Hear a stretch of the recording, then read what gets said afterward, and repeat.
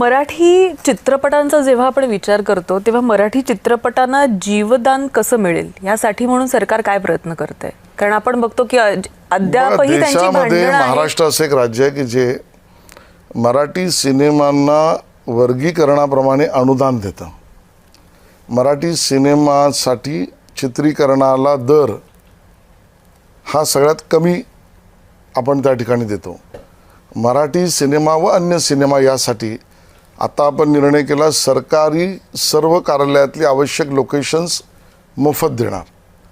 Marathi cinema आणि creativity यासाठी एक खिडकी योजनेमध्ये परवानग्या, म्हणजे त्यांना 10 ठिकाणी फिरायला नको.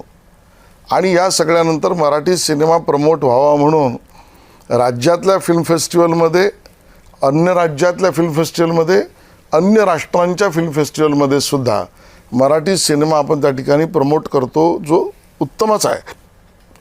या पद्धतीने आणि मग आता सुरू केला गेल्या वर्षीपासून मी मंत्री झाल्यावर तो चित्रपताका, आंतरराष्ट्रीय स्वरूपाचा मराठी चित्रपट महोत्सव. या सगळ्यात पारितोषिक, त्यात पारितोषिकात वाढवलेली रक्कमा, तर पारितोषिकापासून परवानग्यांपर्यंत, अनुदानापासून अन्य देशात नेईपर्यंत आपण काम करतो. अजूनही वाढवू, आवश्यकता अजूनही ते करू. स्क्रीन कधी वाढवणार? नाही, या सगळ्यामध्ये स्क्रीन आपल्याकडे वाढवण्याचं धोरण एक खिडकी एक पडदा आणि मल्टिप्लेक्स दोन्हीबद्दल आहे. त्याचा व्यावसायिकता अँगल बघून त्याच्यावर आता एक समिती आपण बनवली.